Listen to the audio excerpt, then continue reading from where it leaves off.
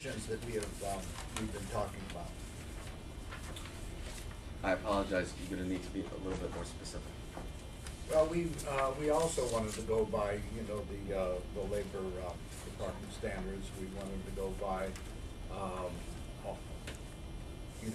have all of those things met, including disclosure. Well, that would certainly be one of the things that we would be looking to in devising this, but as someone who's extremely knowledgeable and was very involved in the development of those rules, you should know that they really are tailored for 401k plans.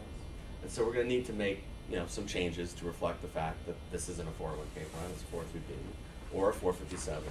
But, I mean, I'm not necessarily disagreeing with you that that's not one of the starting points we begin with. Okay. Other questions? Uniquely quiet group today. Yeah. All right, I have a question. Sure. Brian, I assume ASPPA has a 401k plan for your employees, correct? Absolutely. Okay. Can you tell us a little bit about the process of, relatively sure you have one vendor? In terms of who the... like it's Standard or Principal Group or Fidelity? Probably Vanguard. Vanguard. Right? One provider, multi-mutual fund platform probably. It's for it's open architecture. Yeah, okay. Yeah. Well, what process did ASPPA go through to select the provider? We have a committee, of both members of our board and the employees. Why didn't you just tell your employees, we'll set up this 401k plan, it'll be total open architecture, and you can have anybody you want? The difference, I think, Barbara, in my opinion, between the 401k market and the 403b market is the extent of employer involvement. As you would probably imagine, in ASPPA, we do quite a bit of employer education, meet with employees, go over all the things. In the public school sector, that doesn't happen. It's a much more diffused situation where, for better or for worse, employees are more inherently on their own. And so we do think that having more choices, clearly understand what we're paying and what we're paying for, is important in that environment, and that's the difference. So you put out something like an RFP in order to select the outfit that you were dealing with? Yeah, we did, absolutely. And we, and as I said, there's a difference between a very heavily involved employer walking hand in hand with their employees on what to do, and a situation where you've got a school district building in a rural part of a state where there's very little employer involvement with those employees. But I see most employers that you're talking about have actually very limited choice. Their choice is, okay, here's the outfit that you're dealing with, and here within this outfit, here are the different things that you can get into. No, it really depends. I mean, there are a lot of. I guess you're talking about the 401k plan side. Yeah. I mean, we've got a pretty big menu of different kinds of options, including the option to actually pay more and have someone personally manage the account. So there is an analogy here.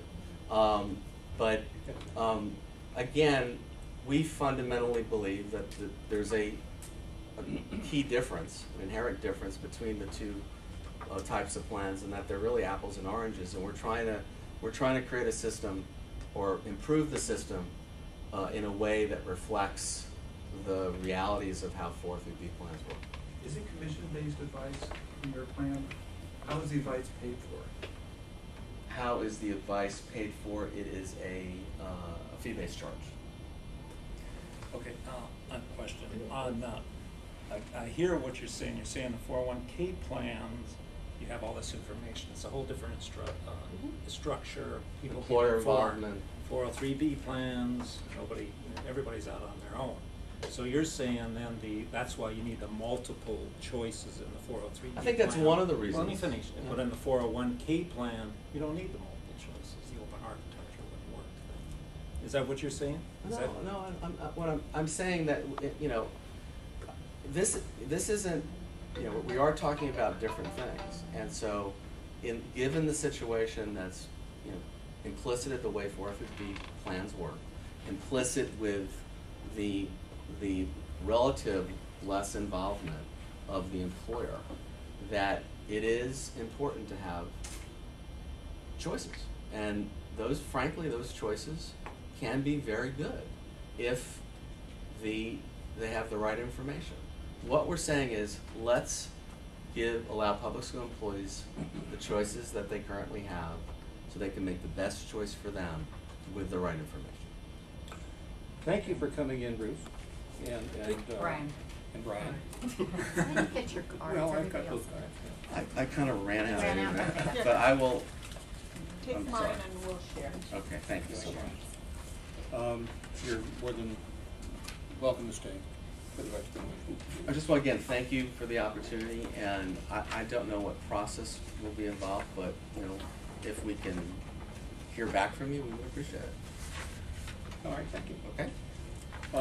In terms of a roll call, we've done that. We've done the self-introductions. We do have a quorum based on the sign-in. Would you all please take a brief moment and look at the minutes from the last meeting to see if there are any need for changes.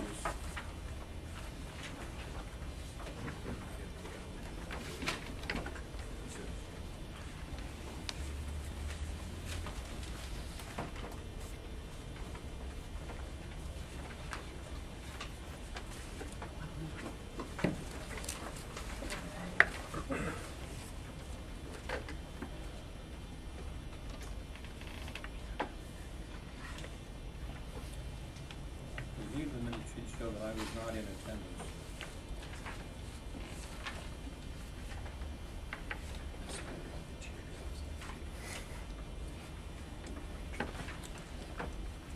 Can you scroll through yourself, please? Jack, on the left, on the right side, it just says the members or alternates that were in attendance on the 19th. So you're not in slot 5. Alan is. That's right, okay, thank you. Any comments, suggestions, corrections to the minutes?